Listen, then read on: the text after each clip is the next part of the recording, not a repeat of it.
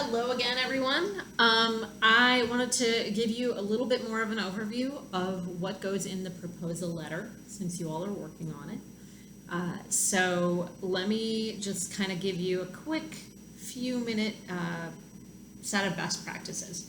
Take a look at all the examples on Canvas. There's a bunch of them, and you'll get a feel for some of the common threads that go through them. The main common threads are a little bit of background on the problem or the opportunity that you're addressing here. What makes this interesting? What makes it important? And depending on which audience you choose, it might be me or it might be your final audience for your paper, you would have to go into different levels of detail for that. If you do use information from elsewhere, make sure you cite it. So that problem or the opportunity, background of that. Then you would go into your plan for what you plan to research and how you plan to research it.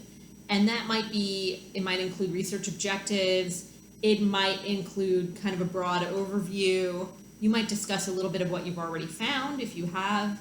So that, you might think of it at a high level as methods. So you've got like an introduction, and then you've got methods. Here's what I plan to do. One thing that is really important in a proposal is timeline.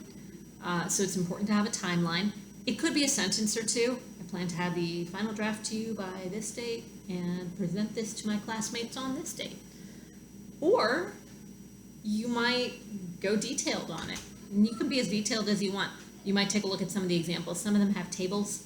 I think I uploaded at least one with tables. A table of, I plan to do my preliminary research in this date range and do my, rough drafts in this date range and refine, do my peer review. And they've got all those steps there. So that would be absolutely fine to have in there as well. So those are kind of the key things that go in there. Your tone will depend on your audience. Everything's about audience in this class. So your tone will depend on your audience. Your level of detail will depend on your audience. If you decide to make this more than 2 pages, single-spaced, that is fine. You can use all of that stuff in your final paper. So all of this is work that then translates into the document you're going to be working on later. If you're having any questions or trouble with preliminary research, finding things, that sort of stuff, Lauren Todd, the subject librarian, is a really great resource. And so you can get in touch with her and she can help you out. So all of that is, I think, kind of the broad overview that you would need for this. I'm going to go ahead and post this video for you and let me know if you have any questions. Thanks.